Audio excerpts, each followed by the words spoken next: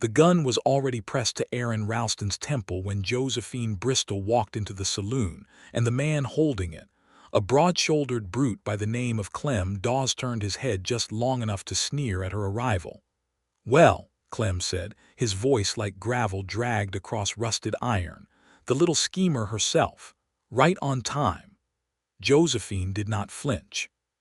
She stood in the doorway of the Silver Spur Saloon in Redemption, New Mexico Territory, the year 1878, with the afternoon sun burning a halo behind her dark hair and her brown eyes taking in every corner of the room with a speed that most people mistook for calm. It was not calm. It was calculation. There was a difference, and Josephine Bristol had lived her whole life in that difference.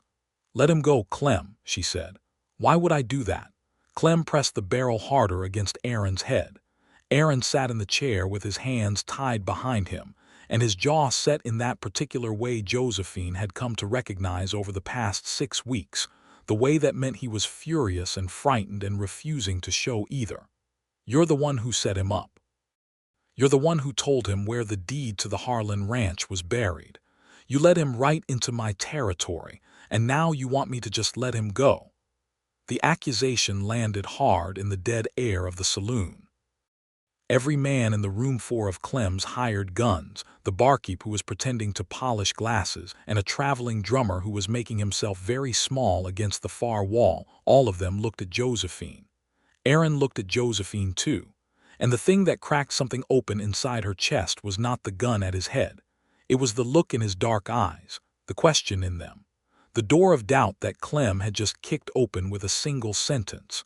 She had not betrayed him. She would never betray him. But standing in that doorway with the sun behind her and the whole room waiting, she understood that everything she was about to do in the next 60 seconds would either prove that truth or bury it forever. "Clem," she said, and she pulled a folded piece of paper from the inside of her jacket with 2 fingers, holding it up so the whole room could see it. "I have the deed." The room went very still. "And if you put a bullet in that man's skull," she continued, her voice level as a surveyor's line, "I will burn it right here, right now, and neither one of us gets the Harlan Ranch. Is that what you want?" Clem's jaw worked. His eyes cut from the paper to her face and back again. That was when Aaron Ralston, hands still tied, hooked his foot behind the leg of Clem's chair and pulled.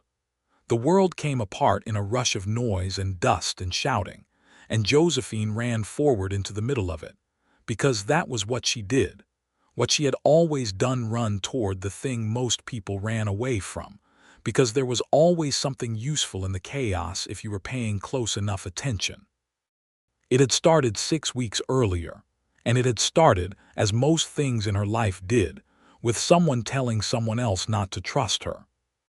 Josephine Bristol arrived in Redemption, New Mexico Territory, on the 14th of March, 1878, on the back of a mail coach that smelled of leather and dust, and the particular misery of 3 days without proper sleep. She was 26 years old. She had $47 in a money belt under her dress, and she had a letter of introduction from Judge Elias Crane of Santa Fe, who had hired her as a land agent to sort out the contested inheritance of the Harlan property, 400 acres of the most productive grazing land in the territory. The problem with the Harlan property was that old Thomas Harlan had died the previous October without a will that anyone could find, and 3 separate parties were claiming ownership. The problem with Josephine was that she was a woman, which meant that in Redemption, New Mexico Territory, in 1878, almost no one was inclined to take her authority seriously, and almost everyone was inclined to wonder about her hidden motives. She had been dealing with that particular injustice for her entire adult life. Her father had been a surveyor and cartographer, and she had learned to read land deeds and topographical maps before she had learned to embroider. When he died of typhoid in 1872, she had taken his work and turned it into a living, first in Albuquerque and then further west, where the land disputes were newer and messier, and the people who needed them resolved were desperate enough to occasionally overlook the fact that the person resolving them wore skirts. Judge Crane had been one of those people. He had also been honest enough to warn her before she left Santa Fe. "Josephine," he had said, settling back in his leather chair with the peculiar gravity of a man who is about to say something he knows is both true and useless, "I have to be straight with you. The man I am sending you to work with in Redemption is a federal marshal by the name of Aaron Ralston. Good man, solid, but I have been told by his predecessor in that office that he has reservations about working with women agents." "What kind of reservations?" Josephine had asked. "The kind that come from having been deceived by one," the judge had said. His former partner, a woman he was engaged to marry, turned out to be working for the land syndicate they were investigating together. She passed information to the opposition for 2 years before he discovered it. It cost him 3 witnesses and very nearly his life. Josephine had absorbed this. "And you are telling me this because I want you to understand what you are walking into. He will not trust you, not immediately, possibly not for some time." The judge had paused. "I have also been told by more than one person that you are too clever to be trusted. I want you to know that." Josephine had looked at him steadily. "Who told you that? Does it matter?" "It matters to me." The judge had almost smiled. "A territorial congressman whose land dispute you resolved in favor of his neighbor." He did not appreciate the resolution. "No," she had agreed. "He would not have." She had stood and straightened her jacket. "I appreciate the warning, Judge. I will take it under advisement." She had, in fact, taken it very seriously. She had thought about it for the entire 3-day journey to Redemption, turning it over in her mind the way she turned over difficult surveys, looking for the angles, the hidden lines, the places where the surface truth and the buried truth did not quite match. Too clever to be trusted. She had heard that before. She had heard versions of it her whole life. And she had long since decided that the people who said it were not actually afraid of her cleverness. They were afraid of what her cleverness implied, that she could see things they were trying to hide. That was not a character flaw. That was a gift, and she intended to keep using it. The marshal's office in Redemption was a 2-room adobe building on the north end of the main street, between a hardware store and a boarding house that also functioned as the town's only barber shop. The sign above the door read United States Marshal, and the door itself was open despite the March wind that was driving red dust down the street in horizontal curtains. Josephine knocked on the open door anyway, because she had found that people responded better when you acknowledged their space before entering it. "It is open," said a voice from inside. She stepped in. Aaron Ralston was standing behind a desk that was covered in maps, his back half turned to her, pinning something to the wall. He was taller than she had expected, which was an irrelevant observation, but she made it anyway. And he was wearing a plain dark coat over a white shirt with the sleeves rolled to the elbow, and his hair was dark brown and in need of a cut. He did not turn around immediately. "I'm expecting a land agent from Santa Fe," he said, still facing the wall. "Unless you are her, you can come back in an hour." "I am her," Josephine said. He turned around then. She watched him take in the information of her appearance. The dark hair, the plain but well-made traveling suit, the leather satchel over her shoulder, the fact that she was a woman, and she watched him process it with a face that gave away very little except, if you were paying close attention, a flicker of something behind the eyes that was not quite surprise and not quite displeasure, but was some combination of the two that she had seen before and recognized immediately as the particular expression of a man who has been told something would be one way and has just discovered it is another way. "Aaron Ralston," he said, and he extended his hand across the desk, because whatever else he was courteous enough to do that much. "Josephine Bristol," she said, and she shook it. His handshake was firm and brief. He gestured to the chair across from the desk, and she sat in it, and for a moment they simply looked at each other across the maps and papers and the complicated silence of two strangers who have each been told something about the other that neither one quite knows how to address directly. Judge Crane explained the nature of the assignment, she said, because she had learned that getting to the work directly was usually the fastest way to get past the awkwardness of everything else. He did, Aaron said. He settled into his own chair and folded his hands on the desk. His eyes were dark, almost black, she thought, though in better light they were probably brown, and they were the eyes of a man who made a habit of watching things very carefully. 3 claimants to the Harlan property. Clem Dawes, who holds a bill of sale he claims Thomas Harlan signed in 1876. Margaret Harlan, the deceased's niece, who claims the property was promised to her in a letter. And the Territorial Land Office, which has a competing claim based on unpaid back taxes. Which claim do you believe is valid? She asked. I believe the bill of sale is forged, he said without hesitation.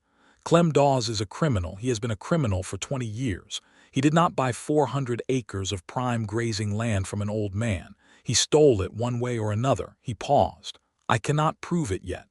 That is what I am here for, Josephine said. So the judge tells me. He looked at her for a long moment. Miss Bristol, I am going to be direct with you. I would prefer that, she said. I work alone.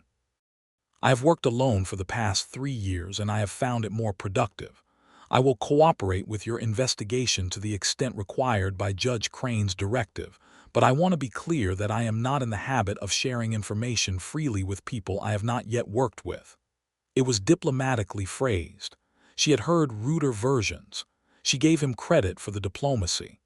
I understand, she said. For what it is worth, Marshal, I have no interest in making your work more difficult. I have an interest in finding the truth about this property and seeing it settled according to the law. Our goals align. They may, he said. We will see. She had stood to leave, gathering her satchel, when he said, without looking up from his papers, Someone told me you were too clever to be trusted. She stopped, turned back. He was looking up now, watching her with those careful dark eyes. Yes, she said. The judge told me that someone had said that. He also told me it was a territorial congressman whose land dispute I resolved against him. She held his gaze. I did not resolve it in his favor because it was not his land. The deed was forged, the witnesses were bribed, and the original survey records which I found in the county archives in Santa Fe proved it conclusively. She paused. So yes, Marshal Ralston, I am quite clever. I would think, given your current problem with Clem Dawes and a forged bill of sale, that would be the most useful quality you had heard of. Something shifted in his face. It was very small, just a fractional easing of the set of his jaw, just the faintest lightening in those careful eyes, but she saw it. That is a fair point, he said. I am glad we agree. She shouldered her satchel. I will be staying at the Widow Pierce's boarding house on 2nd Street. I will begin reviewing the county land records tomorrow morning.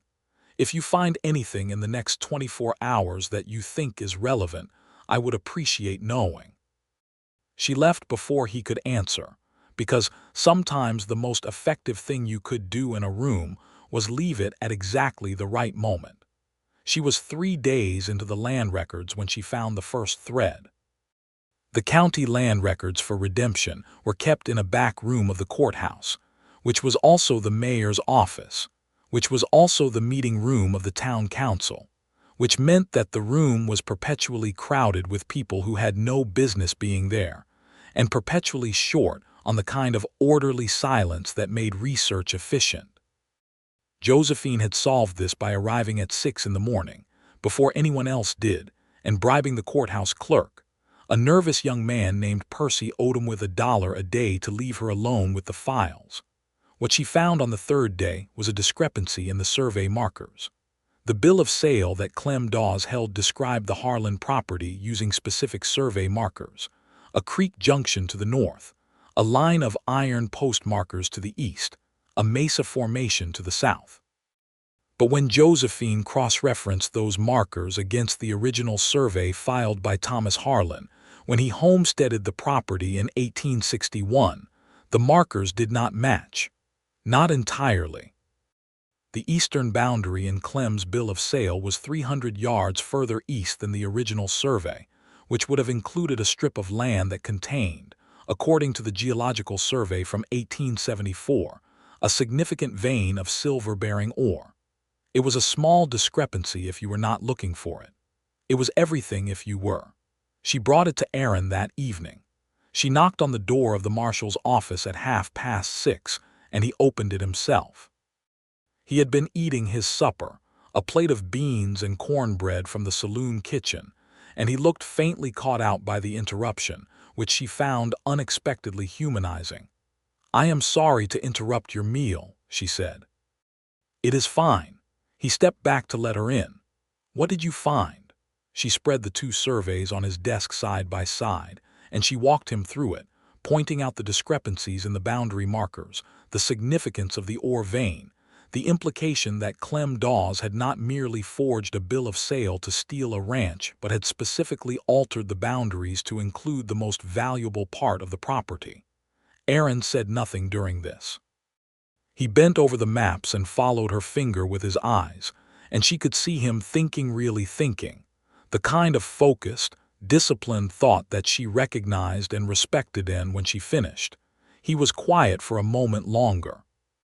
"If the bill of sale is forged and the boundaries are deliberately altered," he said slowly, "then this is not just a property dispute.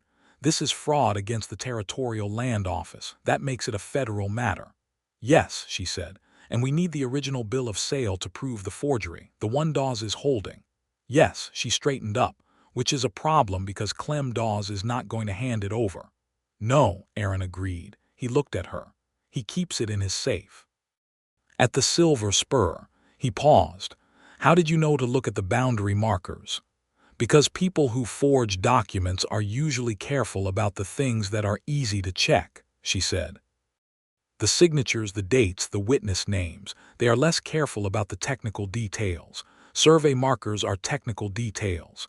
He studied her for a moment. "You have done this before." "I have resolved 11 land disputes in the past 4 years," she said. 7 of them involved forgery." "And how many of those did you resolve?" "All of them." He almost smiled. It was not quite a smile, just a loosening around the corners of his mouth, but it was something. "Sit down," he said. "Let me get you some coffee." It was a small thing. It was a very small thing. But she sat down, and he brought her coffee in a tin cup, and they sat across his desk from each other in the lamplight and they worked. And somewhere in the next 2 hours, the thing between them shifted from wariness into something that was still careful but was no longer cold. She noticed it the way she noticed most things, precisely, and without making a production of it. He had stopped angling his body slightly away from her when she leaned over the maps. He had started finishing her sentences when she was working through a logical chain, not to cut her off, but because he had followed the reasoning and arrived at the same place. He had laughed once, a short, real laugh, when she described the territorial congressman's face upon learning that the original deed she had found belonged to his neighbor's grandfather and not his own. He was sharp. That was what she had not expected, or rather, what she had hoped for but had not counted on.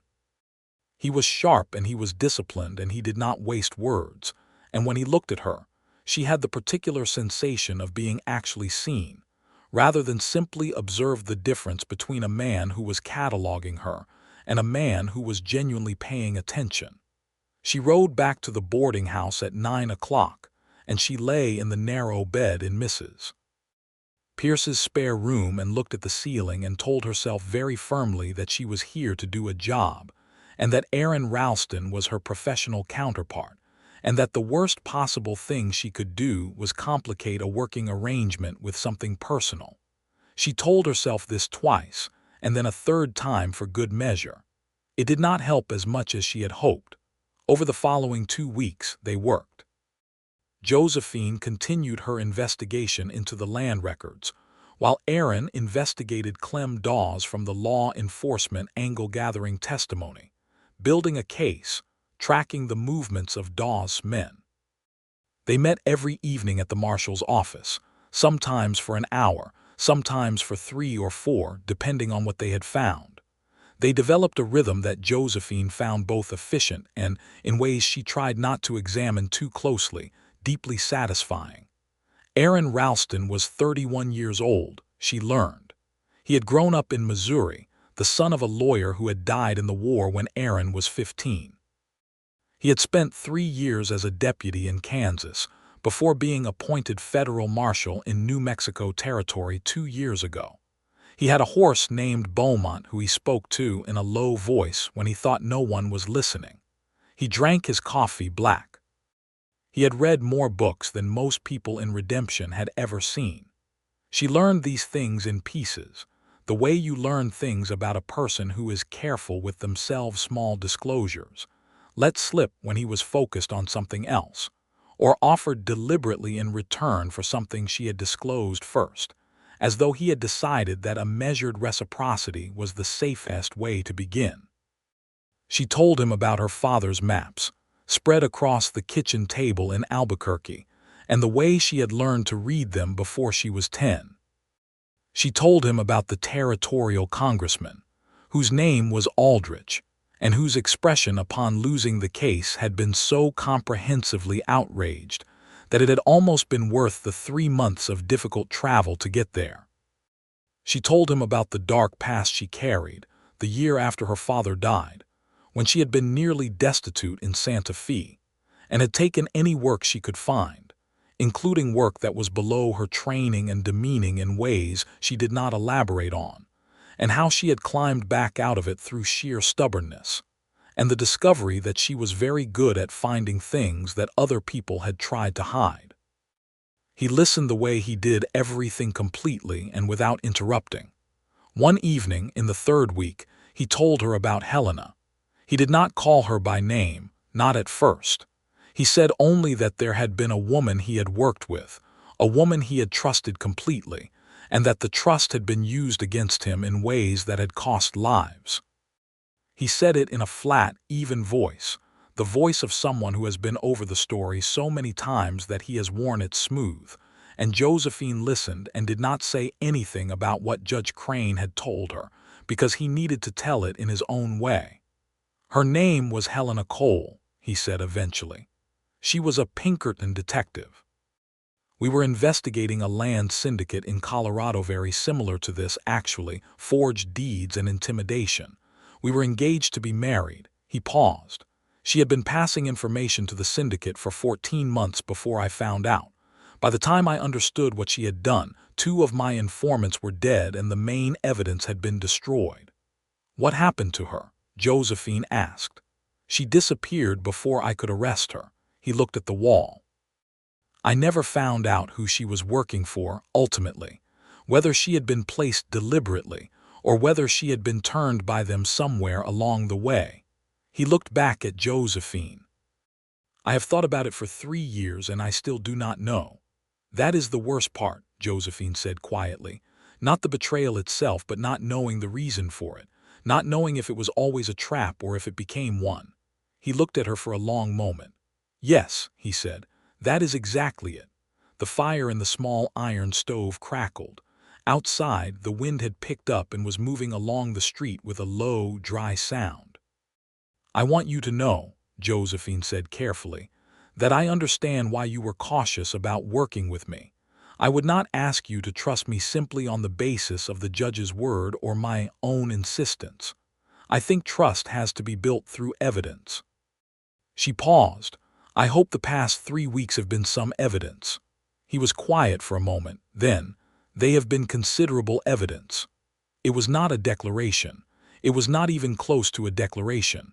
But in that careful, quiet room with the fire and the maps and the lamplight, it was enough to make her breath catch in a way that she had promised herself it would not. She said good night and went back to the boarding house.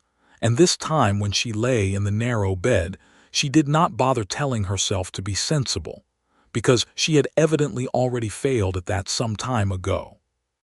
The break in the case came on a Tuesday morning, 10 days before Aaron found himself in a chair in the Silver Spur with Clem Dawes' gun at his head.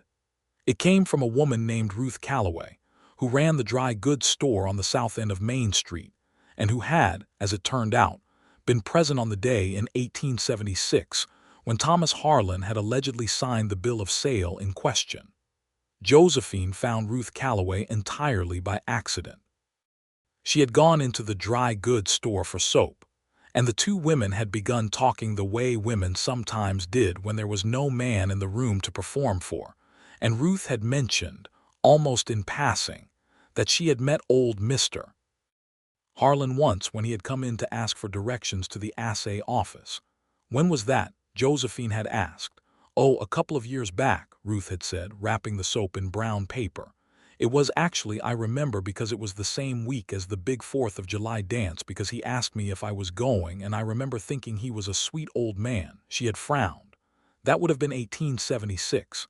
July 1876, Josephine had said. Yes, I believe so. The bill of sale was dated August 14, 1876. If Thomas Harlan had been alive in July 1876, and Ruth Calloway had spoken to him, which meant he had been, then the narrative that he had sold the land to Clem Dawes the following month was at least possible. But here was the thing that mattered. The alleged witness to the bill of sale, whose signature appeared on the document under the name James Whitmore, had died in June of 1876. Josephine had found this in the county death records 2 weeks ago, and she had been trying to figure out how to use it. A man who was dead in June could not have witnessed a sale in August. But she needed to establish that the bill of sale's date was the actual date, not a later date forged to appear earlier, and she needed a corroborating witness. Ruth Calloway was that corroboration. If Thomas Harlan had been alive and apparently well in July 1876, and if the witness named on the bill of sale had died in June, then the only logical conclusion was that the bill of sale had been created after both men were dead, and the dates had been backdated to a period when they could theoretically have been present. It was not a complete proof, but it was the central pillar of one. She ran, which she was not in the habit of doing, from the dry goods store to the marshal's office. Aaron was at his desk when she came in, and he stood up at the sight of her face. What happened? She told him. He listened with that concentrated stillness that she had come to recognize as his version of excitement, and when she finished, he was already reaching for his coat. I need to see the death records myself, he said, and I need a deposition from Ruth Calloway. If we can establish the timeline conclusively. He stopped. He looked at her. This is good, Josephine. It was the first time he had used her given name. She was almost certain it was accidental, that it had slipped out in the momentum of the moment, and she was equally certain that he noticed it a half-second after it left his mouth, because something passed very quickly across his face that she did not quite have time to identify before he turned back to gathering his papers. Marshal, she said, because two could play at the accidental name game, there is something else. He paused. If Clem Dawes finds out we have this timeline, she said, he will know we are building toward the original bill of sale, and the original bill of sale is in his safe. She held his gaze. He cannot move the property. He cannot sell it or transfer it before this is resolved because I have a freeze order from Judge Crane, but he can destroy that document. I know, Aaron said. We need it. We need the original. I know. He sat back down slowly. He rubbed one hand over his jaw.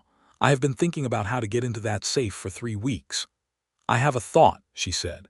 He looked at her with an expression that was somewhere between wariness and something she might have called hope if she were being generous. Tell me, he said. The plan was not simple, and it was not without risk, and when she laid it out for him, he was silent for a long time. The Silver Spur Saloon was the center of Clem Dawes' operation. He owned it, and he was there most evenings, and his safe was in the back office. The safe was a Diebold model. She had confirmed this from the hardware store owner, who had sold it to Dawes 2 years ago, and she had experience with Diebold safes, because the territorial congressman in Albuquerque had kept his forged documents in one, and she had been present when the county locksmith had opened it. The problem was not opening the safe. The problem was getting to the safe without Clem Dawes and his 4 hired men shooting Aaron or, for that matter, her.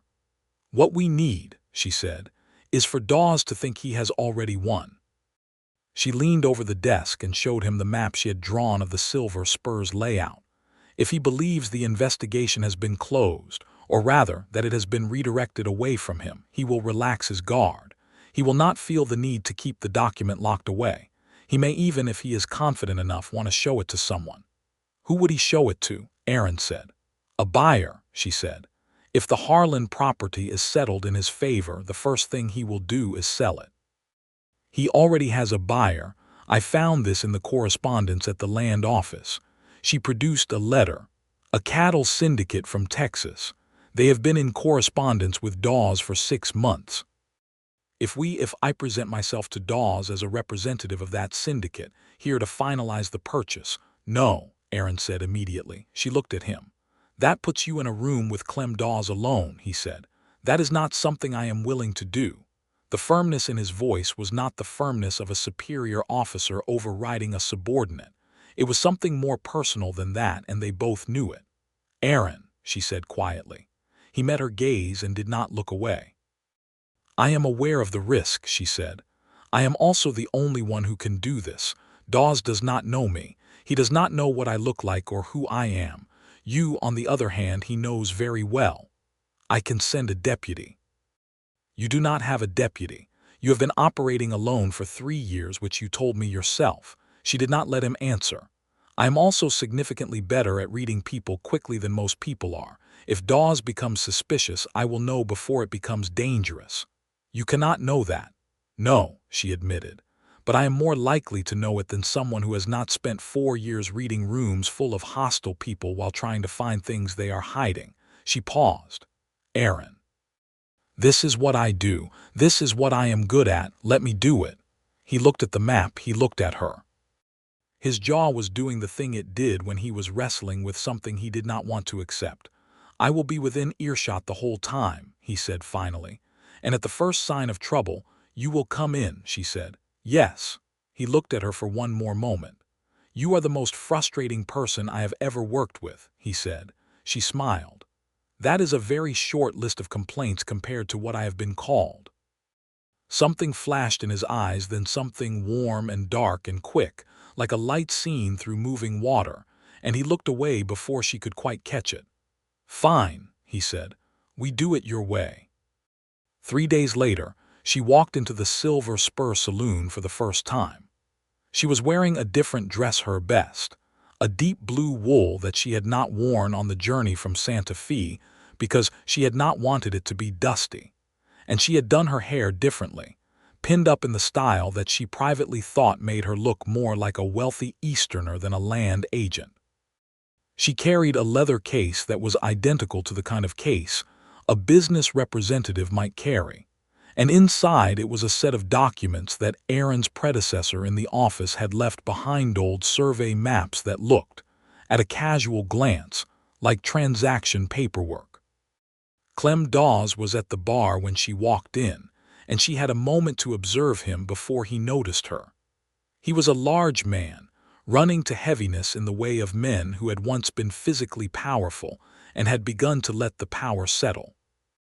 His face was broad and weathered, with a thick gray mustache and the particular set of the eyes that she associated with a certain kind of man, a man who had spent a long time being the most dangerous person in every room he entered, and who had come to believe this was a permanent condition.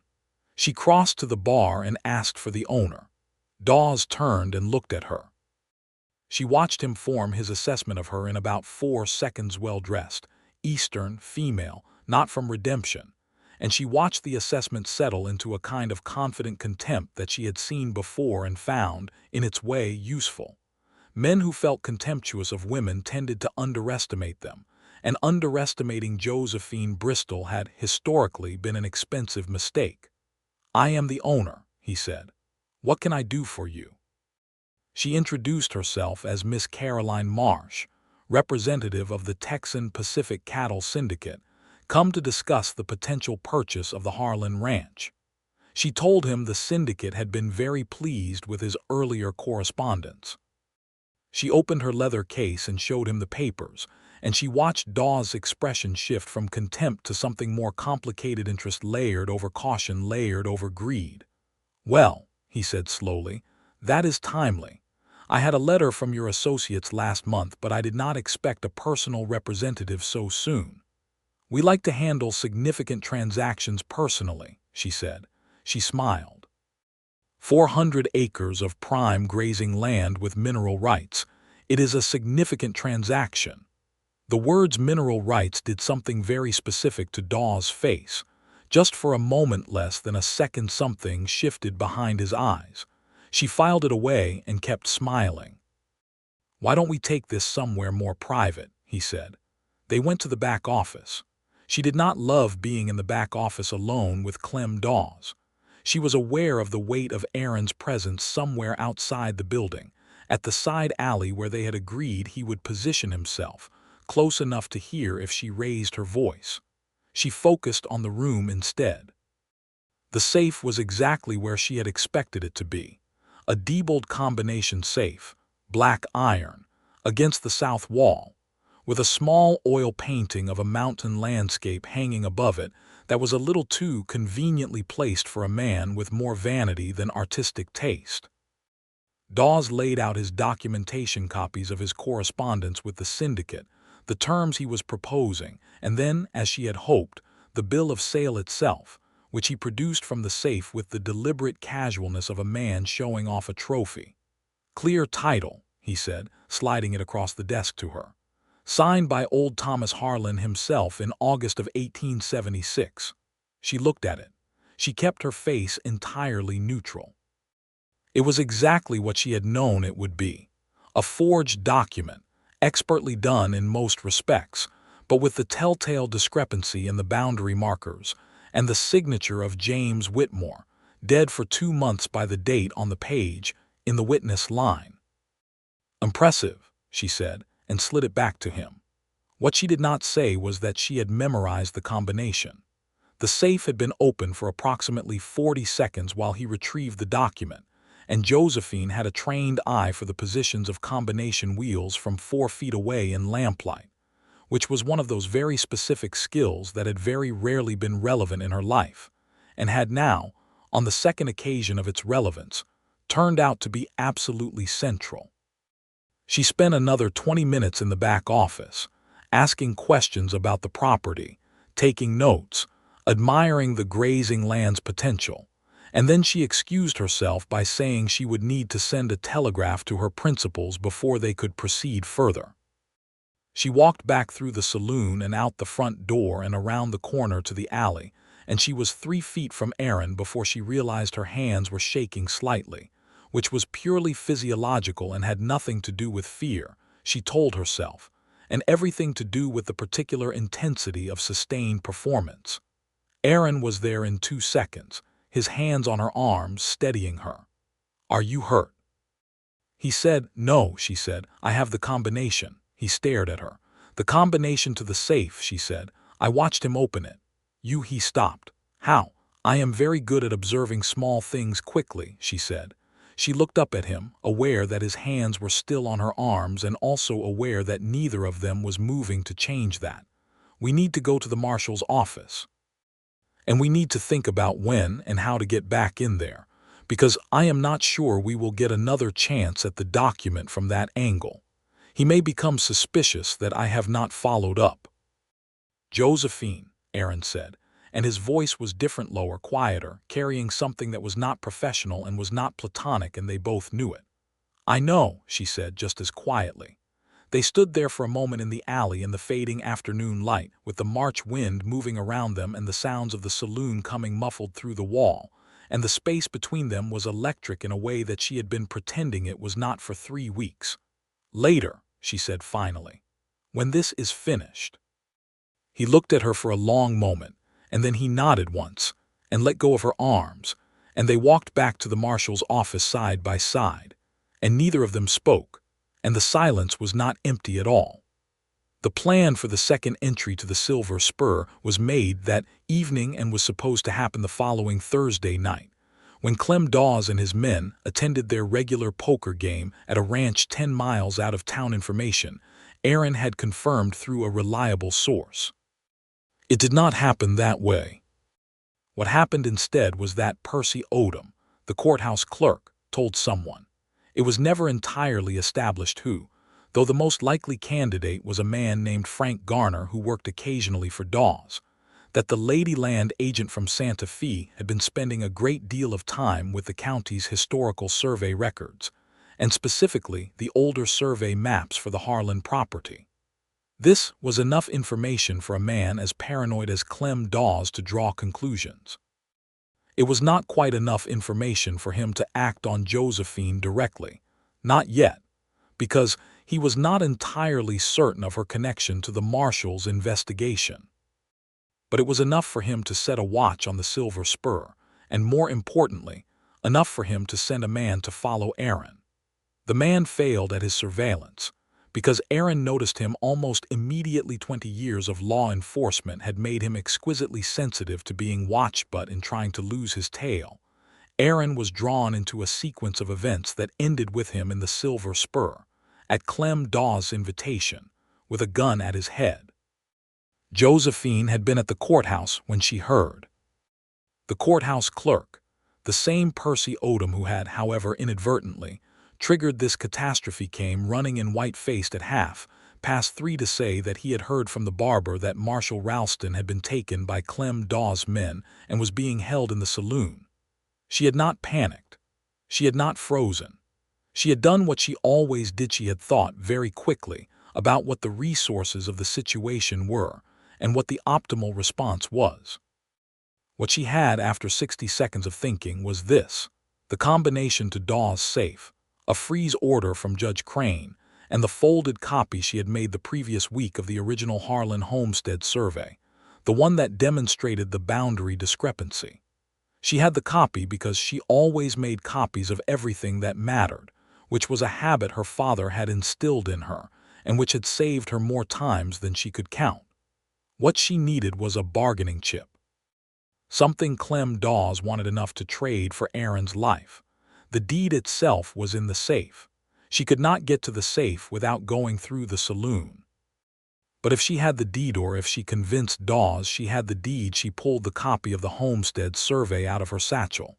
It was not the deed, but it was a document Dawes had never seen, and it was something she could show him long enough to create a distraction, and if Aaron was paying attention, which he always was, that distraction might be enough.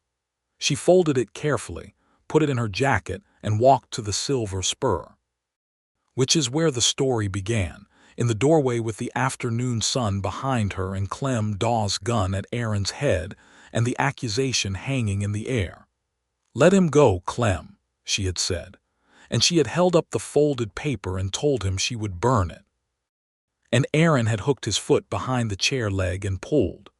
The next 30 seconds were the longest and most chaotic of Josephine Bristol's life. Clem Dawes went down with the chair, the gun going off in a direction that fortunately was neither Aaron nor Josephine, but was instead a bottle of whiskey behind the bar, which shattered impressively. Aaron was on his feet before Clem hit the ground, his hands still tied, which was a problem, but his legs were free, and he had already calculated the angle to the door. 2 of Dawes' men went for their guns, and Josephine did the one thing she had in her arsenal that was not a gun, which was the copy of the survey. She threw it directly at the face of the nearest man, not because it was a weapon, but because it surprised him enough to make him flinch for half a second. Half a second was enough. Aaron had reached the door. Josephine was right behind him. The second of the armed men was swinging his gun toward her when the barkeep, that long-suffering, terrified man who had been pretending to polish glasses throughout this entire crisis, threw his polishing rag over the gunman's head out of pure reflex, which knocked his aim sideways. They came out of the Silver Spur at speed and into the afternoon street, and Aaron's hands were still tied, and Josephine pulled her small penknife from her jacket pocket and cut the rope in 3 sawing motions while they were moving toward the alley where his horse was tied. And then they were on Beaumont, both of them, her behind him with her arms around his waist, and the horse was moving before she had entirely processed the decision to mount him. They did not stop until they were 2 miles east of town, where the desert flats opened up and the scrub cedar was thick enough to provide cover from the road. Aaron pulled Beaumont up and they sat for a moment in the rushing stillness of horses and hard breathing and the particular kind of silence that follows extreme danger. Then Aaron turned his head and looked back at her, and she was still holding on to him, and he said, his voice rough, "Are you hurt?"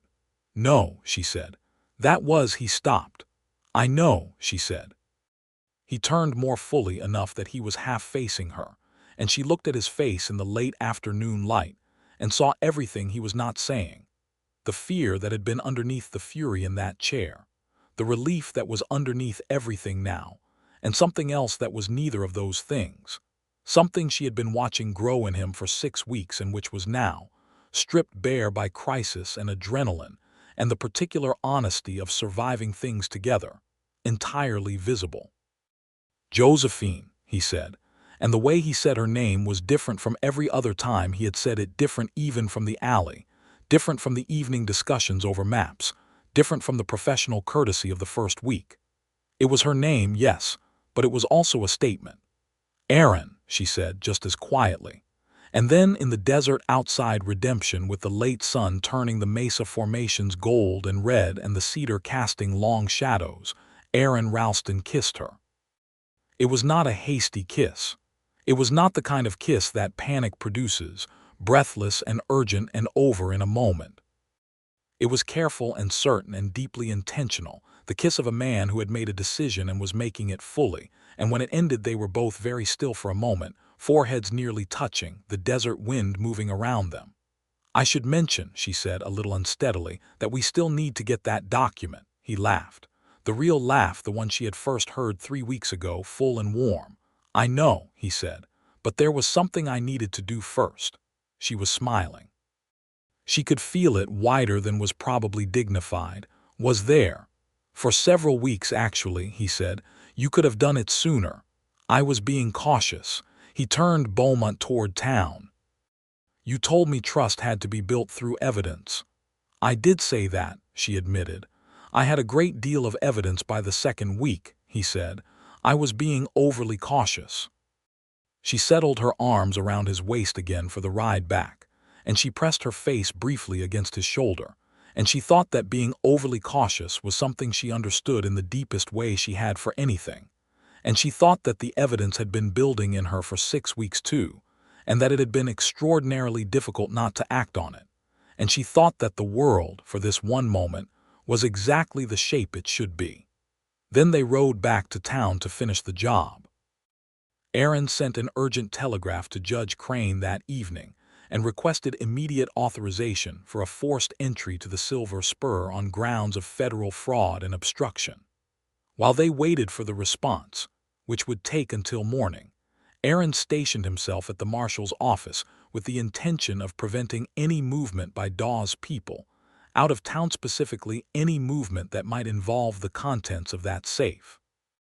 Josephine, unable to sleep and unwilling to simply wait, went back over her documentation one final time. She confirmed the combination she had memorized. She confirmed the sequence of the forgery argument. She made clean, organized copies of every piece of evidence they had. She was doing this at midnight at Aaron's desk when he came back from his patrol of the street, covered in dust, and found her there.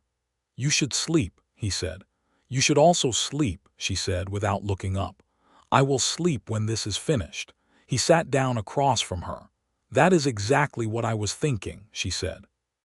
He looked at her across the desk in the lamplight with an expression that was warmer than anything she had seen in his face in the early days of their work together, and she felt it the way you feel warmth after cold, not dramatically, not with surprise, just as a returning to something that was right. "Josephine," he said, "about what happened earlier, I do not want you to qualify it," she said immediately. "I was not going to." He held her gaze steadily. "I was going to say that I think I have been falling in love with you for approximately 4 weeks, and that the past hour has not changed that in either direction. I wanted you to know that." She looked at him for a long moment. 4 weeks, she said, possibly 5. The conversation about the boundary markers, she said. The conversation about the boundary markers. She smiled slowly. For me it was the second evening when you brought me coffee without being asked. He looked briefly startled, which was one of the most endearing expressions she had ever seen on a person's face. That was the second day. I told you, she said. You should have done it sooner. He came around the desk and she stood up and they met in the middle of the small room.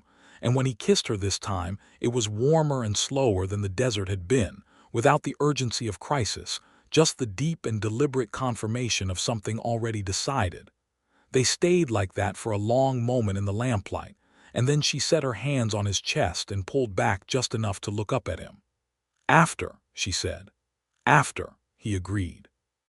They sat back down on opposite sides of the desk and they worked until 2 in the morning, and somewhere in there she fell asleep with her head on her folded arms, and when she woke up at dawn there was Aaron's coat over her shoulders and Aaron himself asleep in the other chair, and the telegraph response from Judge Crane was already pushed under the door. The judge had granted the entry. The entry was authorized as a federal action. Clem Dawes was to be arrested, and the contents of his safe seized as evidence. Aaron was awake when she looked up, reading the telegram over her shoulder, and his hand was briefly on her back, not dramatically, just there, just present. "Let us go get a document," he said. They went with Deputy U.S. Marshal Thomas Wick from the neighboring district, who had been en route to Redemption for a separate matter, and whom Aaron had met with a wire that morning.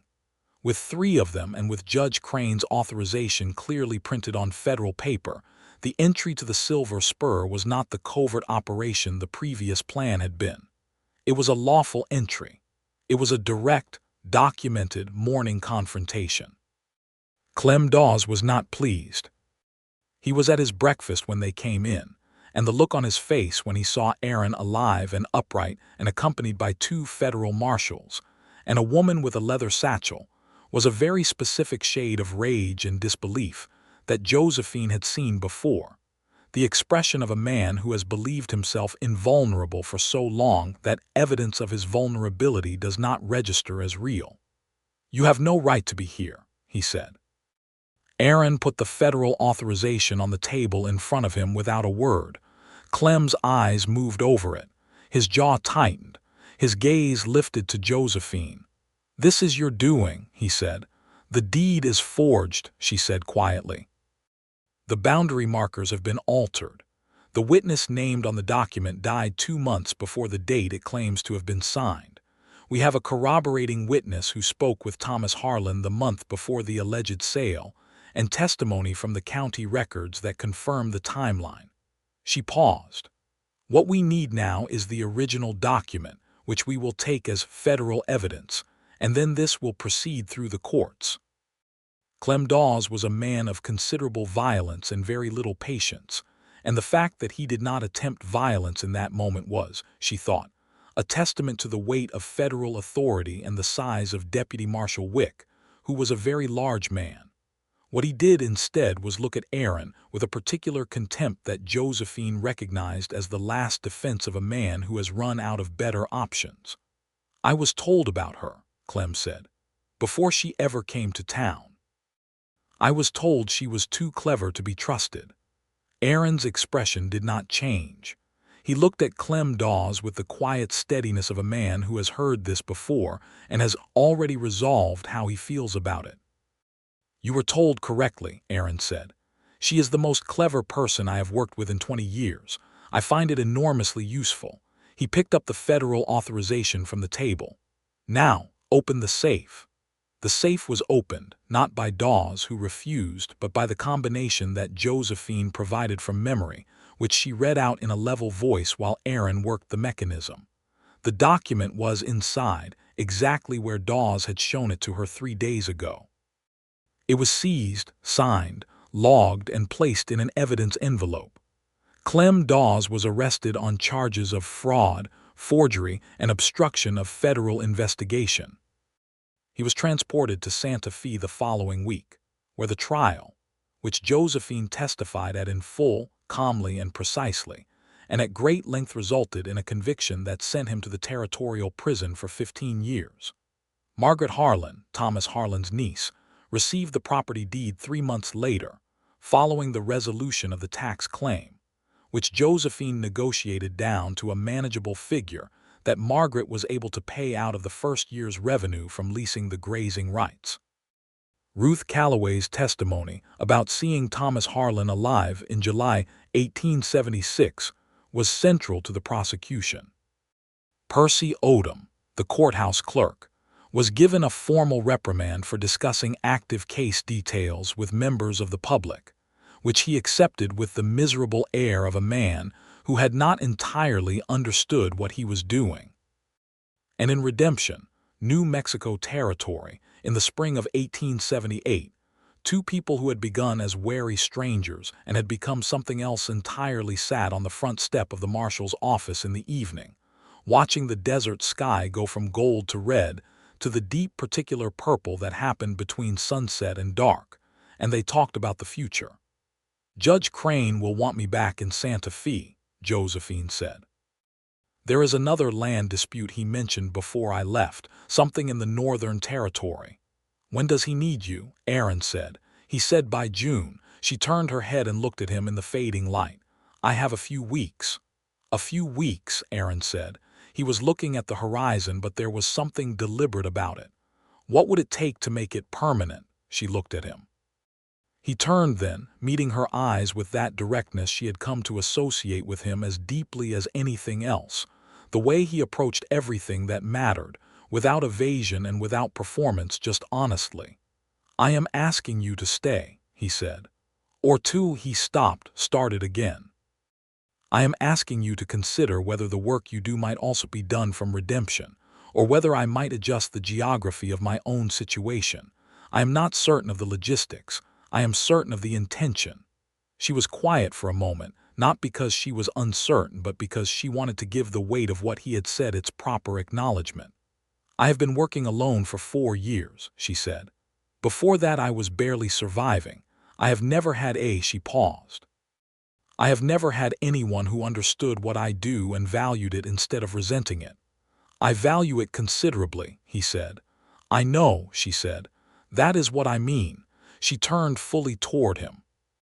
"I would like to stay, and if the work takes me elsewhere sometimes, I would like to know that there is somewhere to come back to." "There is," he said, "and someone." He reached out and took her hand carefully, the way he did most things, with full attention. "Aaron," she said, "are you asking me to marry you?" He considered this for a moment. "I was working toward it," he said. "I was planning to be somewhat more formal about it." "I appreciate the directness," she said. "I am asking you to marry me," he said. She smiled, the full smile, the one she didn't bother moderating. "Yes," she said, "I believe I am." He brought her hand up and pressed his mouth to her knuckles in a gesture that was both very old-fashioned and, given everything, exactly right. They were married in June 1878 in the small adobe church on the south end of Redemption's Main Street, by the circuit preacher who came through the territory every 6 weeks and who commented afterward that he had rarely performed a service where the bride looked quite so much as though she had planned the entire proceedings herself, which was fair, because she had. Aaron wore his good coat and a new shirt that he had bought from the general store, and he had gotten a haircut, which Josephine had mentioned was necessary, and he stood at the front of the church with the particular expression of a man who cannot quite believe his luck and has decided not to question it. Judge Crane had come from Santa Fe, which was a 4-day journey, and which Josephine found quietly moving. Ruth Calloway brought flowers. Deputy Marshal Wick, who had gone back to his own district after the arrest of Clem Dawes, sent a telegram. Josephine wore blue because she always wore blue when it mattered. They had an understanding, practical and warm, about the work. She continued her land agency, operating now officially from Redemption, taking cases referred by Judge Crane and others who learned, as people will, that there was a woman in New Mexico Territory who was very good at finding things that had been hidden. Aaron continued as federal marshal. On occasion, when the cases overlapped, as they did more often than might seem coincidental, given that many land disputes in the territory involved criminal elements. They worked together. The working together was, if anything, better than it had been before, because they were no longer navigating the careful distance of professional strangers. They trusted each other completely and without reservation, which meant they could move faster and think more clearly and argue more productively when they disagreed, which they sometimes did, though they had discovered that arguments between two people who are both committed to truth and both have good evidence generally resolve themselves if you let them run long enough. In the fall of 1878, Josephine resolved a complicated water rights dispute between three ranching families that had been generating low-level violence for 2 years. She did it by going back to the original territorial survey of 1855 and establishing that the creek in question had changed course during the drought of 1864, which meant that the modern boundaries bore no relationship to the historical ones, and that the equitable solution was a shared use agreement that she drafted herself and presented to all three families with the calm certainty of a woman who has already thought through their objections and answered them. All three families signed.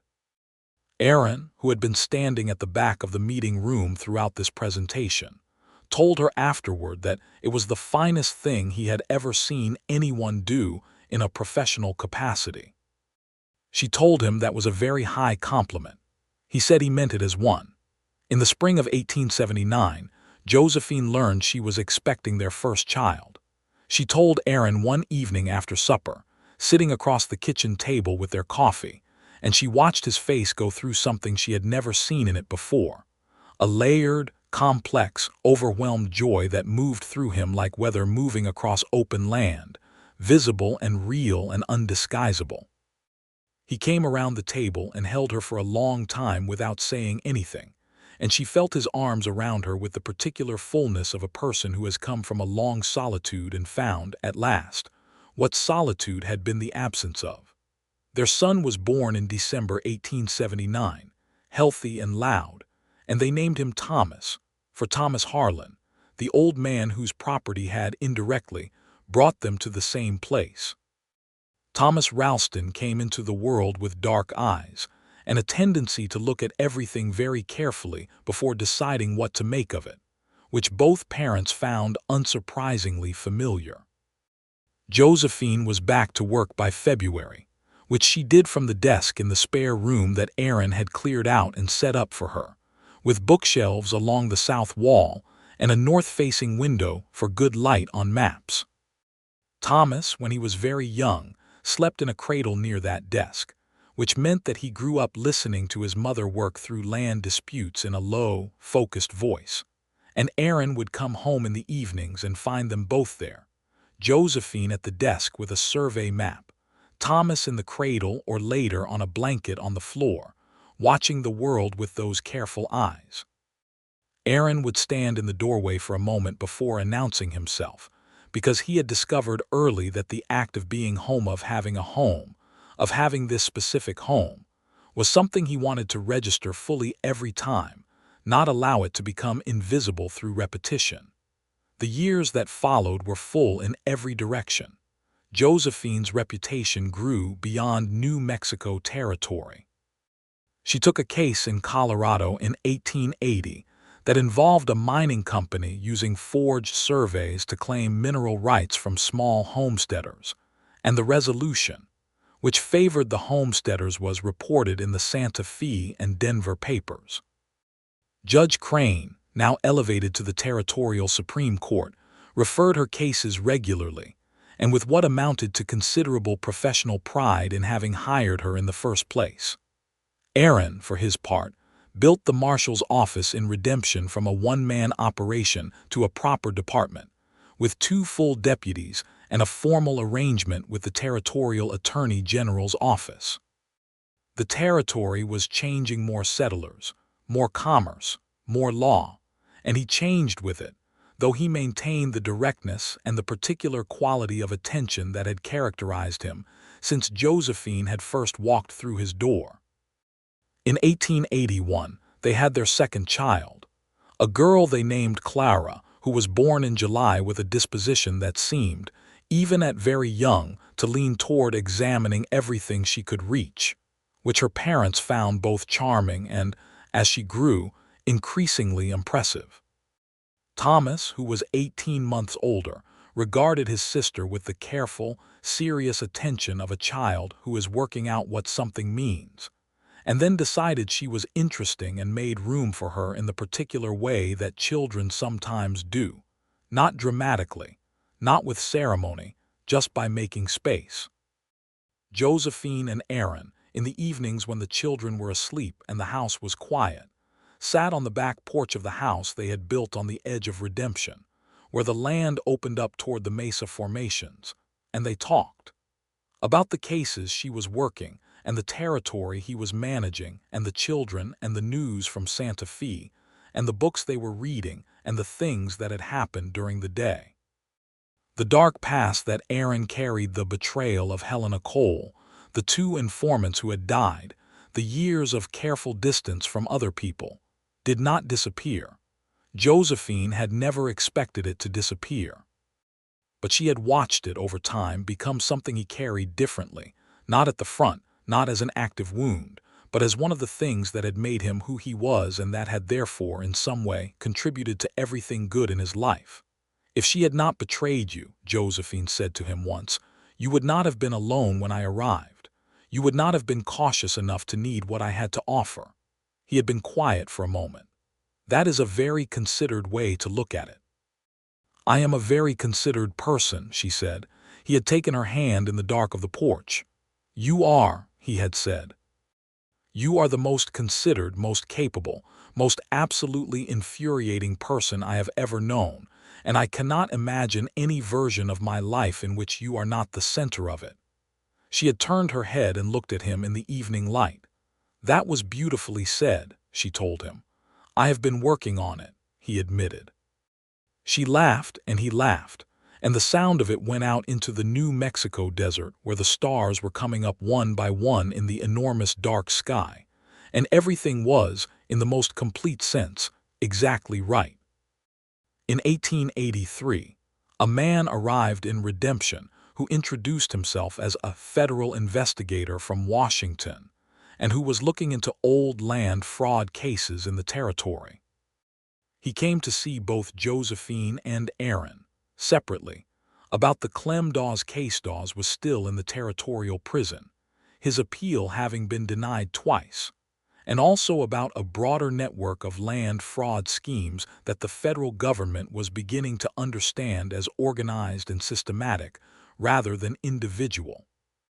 The investigator's name was Frank Collins, and he was thorough and intelligent and somewhat startled by Josephine, which was a reaction she had stopped finding surprising and had started finding mildly amusing. He asked her during the course of their discussion whether she had ever been formally employed by the federal government. "Informally," she said, "by Judge Crane, and in this case through Marshal Ralston." Collins had looked at her for a moment. "The territorial fraud network I am investigating involves at least 14 separate cases across New Mexico, Colorado, and Arizona territories.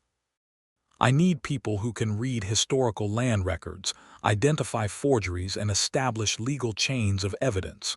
He paused. "I have been told you are the best there is at that particular work." "Who told you that?" she asked. He named 3 judges and a territorial attorney general. She looked across the room to where Aaron was standing near the window, listening to this, and she caught his eye, and in his expression she saw the particular warmth of a man watching someone he loves be recognized for the thing that makes them who they are. "I will need to discuss the terms," she said to Collins, "and the travel arrangements. I have 2 small children and a household in Redemption, and I am not in the habit of taking on work that I cannot complete properly." "Of course," Collins said. "And I have a condition," she said. Collins waited. "My husband is the federal marshal in this territory," she said. "The cases that overlap with law enforcement come through him. We work together or I do not take the engagement." Collins blinked. Then he looked at Aaron, Aaron looked back at him with absolute calm. "That is a highly efficient arrangement," Collins said finally. "Yes," Josephine agreed. "We have found it so." The engagement with the federal investigators occupied the next 2 years, during which Josephine and Aaron between them resolved 7 of the 14 cases in Collins's network. The work took Josephine to Santa Fe, Denver, and Tucson, sometimes with Aaron and sometimes alone, and always back to redemption, and the house and the children and the back porch where the stars came up in the enormous New Mexico sky. Thomas went to the small school that had been established in Redemption in 1882, run by a teacher from Ohio named Mrs. Burris, who was strict and excellent. And he came home each day with the particular kind of silence that meant he was thinking hard about something, which his mother recognized and his father understood. Clara, 2 years younger, was more outward in her thinking. She came home with questions and theories that she presented in rapid succession, and Josephine answered each one with the seriousness it deserved. And Aaron watched this from across the supper table with an expression that Josephine thought was possibly the most content she had ever seen a human face be. In 1885, Clem Dawes died in the territorial prison of a fever, which resolved the last of the Harlan case's outstanding threads. Margaret Harlan, who had been running the property profitably since 1879, with a combination of grazing leases and modest mining operations. The silver vein had turned out to be real, but Modest attended the small memorial that the prison held as a formality, and she wrote to Josephine afterward to say that she felt the final knot had been untied. Josephine wrote back to say that she understood, and that she was glad everything had been settled properly, and that she hoped Margaret was well. She kept the letter for a long time, tucked in the back of the survey folder she had started the case with, because it represented the end of something that had also been the beginning of everything. In 1886, Aaron was offered the position of chief marshal for the New Mexico Territory, based in Santa Fe. He brought the offer home and set it on the kitchen table between them after supper, while Thomas, who was 6, was doing his reading in the other room, and Clara, 4 years old, was asleep. "It is a significant appointment," Josephine said, looking at the letter. "Yes," Aaron said. "Santa Fe," she said. "Yes," he watched her. "Judge Crane is in Santa Fe." "Your primary contacts with the federal work are in Santa Fe." He paused. "I have been thinking about it all day." She looked up at him. "What are you thinking?" "I am thinking that the work matters and that this appointment would let me do more of it," he said. "And I am thinking that Santa Fe is a city and the children would have better schools and your work would be less complicated logistically, and Judge Crane has been asking about you for years." He folded his hands on the table. "And I am thinking that I have lived in Redemption for 6 years, and the best thing about Redemption is the fact that you are in it. And if you came to Santa Fe, the best thing about Santa Fe would be the same." She looked at him for a long moment.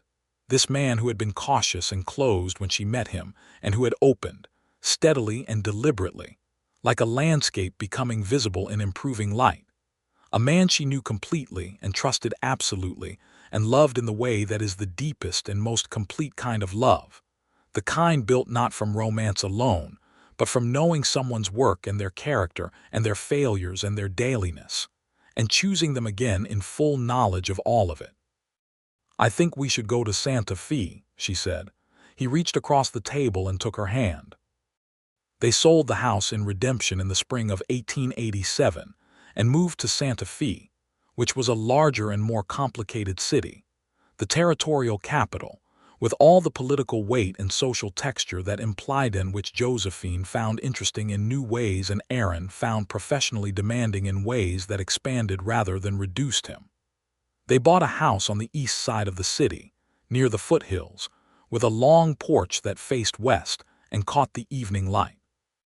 Josephine had her office set up within a week of arriving: bookshelves, north-facing window, survey maps, the tools of her particular work arranged with the efficiency of someone who has done this many times. Aaron's appointment was confirmed by the territorial governor in April, and the ceremony was brief and formal and attended by, among others, Judge Crane, who shook both their hands afterward with the quiet satisfaction of a man who has placed two bets that both paid. Thomas and Clara settled into the new school in Santa Fe, which was indeed larger and better resourced than Mrs. Burris's one-room operation in Redemption, and which Thomas loved and Clara found occasionally too slow, which was a familiar dynamic in their household. In the summer of 1887, Josephine realized she was expecting their third child, and she told Aaron on the front porch in the evening, with the sunset turning the Sangre de Cristo Mountains the color that had given them their name, that particular blood red, that was not quite like any other color in the world. He looked at her with the same expression she remembered from 1879, that layered, overwhelmed joy that moved through him like weather. And this time there was also something additional, something that was the accumulated warmth of 9 years together, of all the evenings and all the cases and all the conversations and all the particular specific dailiness of having been known fully by another person and having been chosen anyway. "Clara is going to have opinions about this," he said. Josephine laughed. "Clara has opinions about everything. She has excellent opinions," he said. "She gets that from her mother." The third child, another son, born in February 1888, was named William, after Josephine's father, whose maps had started everything. William came into the world with the same loud, healthy insistence that Thomas had, and he immediately introduced a new dimension of noise and motion into the household that both his older siblings regarded with the mixture of fascination and mild exasperation that is universal among older children confronting a new baby. Ruth Calloway had married and moved to Denver. Percy Odom had left the courthouse and opened a small newspaper in Redemption. Deputy Marshal Wick had been appointed to a senior position in the territorial service. The world moved and changed around them, the way it does friends and colleagues, and the people who had shared specific important moments all following their own courses forward. What did not change was the center. They were, by any measure, the opposite of what they had been when they met. Josephine had been solitary by necessity, careful with herself, accomplished but isolated.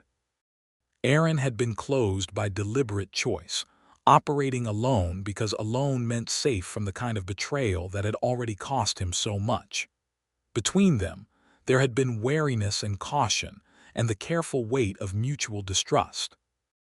And then there had been boundary markers and survey records and lamplight, and the particular honesty of working through hard problems together, and the way that honesty had worn through the wariness until what was underneath it, warm, solid, true, was visible to both of them. Josephine Bristol Ralston, by 1890, was one of the most respected land agents in the Southwest, referred to in legal and governmental circles as someone whose investigations could be relied upon to produce accurate, complete, and legally airtight results. She had resolved cases across 5 territories. She had testified at 17 trials. She had trained 2 younger women in land law and survey methodology, both of whom were now running their own practices. She had also, through a combination of Judge Crane's advocacy and the documented record of her work, contributed to the eventual licensing of women as land agents under territorial law, a change that was modest by any national standard, but was, in New Mexico Territory in 1889, a meaningful acknowledgement that women's professional work deserved the same legal standing as men's. Aaron had transformed the territorial marshal's service from an understaffed, underfunded patchwork into a functioning organization with clear procedures, trained personnel, and a record of successful prosecutions that attracted positive attention from Washington. He was, by temperament, not a man who sought recognition, but recognition came anyway, and he accepted it with the same directness he brought to everything. They were happy. This is the simplest and most complete truth of what they were, and it deserves to be stated plainly without qualification. They were happy in the way that is built over time and tested by difficulty and renewed daily in small acts of attention and care and honesty. They were happy in the particular way of two people who know each other completely, who have seen each other frightened and exhausted and wrong about things and stubborn, past the point of usefulness and brilliant and kind, and who have decided, repeatedly and with full information, to keep choosing each other. On the evening of their 12th anniversary, in June 1890, they sat on the porch of the Santa Fe house as the sun went down behind the mountains, and the air smelled of dust and sage and the particular dry sweetness of the high desert in summer. Thomas was 12, reading inside. Clara was 10, engaged in an extremely detailed argument with her younger brother William about the correct way to identify different bird species, which argument they had been having since spring and which showed no sign of resolution. "She will either be a scientist or a judge," Aaron said, listening to Clara's voice through the open window. "She will be whichever she decides to be," Josephine said, "and she will be very good at it." He turned to look at her. In the evening light, after 12 years, she was exactly as he had found her, those clear brown eyes that took everything in and gave nothing away until they chose to, and the mouth that smiled when she let it, and the absolute particular quality of her, the intelligence and the steadiness and the warmth that she had always had, but that had, over their years together, become easier and more visible than it had been in the careful days of their first weeks. "You are thinking about something," he said. "I am thinking about the first day," she said. "The boundary markers, the look on your face when I put those two surveys side by side." He smiled. "What about my face?" "You were trying very hard not to look impressed," she said. "You were not entirely successful." "I was being cautious," he said. "You were," she agreed. "It was very well done." He took her hand on the armrest between them. The mountains were turning red in the last of the light. "I was told you were too clever to be trusted," he said. "I remember," she said. "I think that is the most useful quality I have ever encountered in a person," he said. "I thought so then and I think so now." He paused. "I would like to state that formally for the record." She looked at him sideways, the smile that she no longer bothered moderating spreading across her face. "Noted," she said, "and recorded."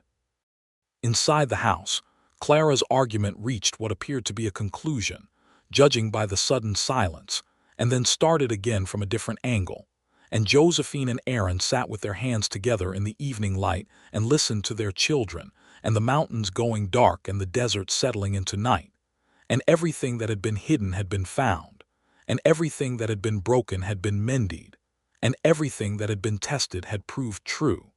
The world was wide and warm around them.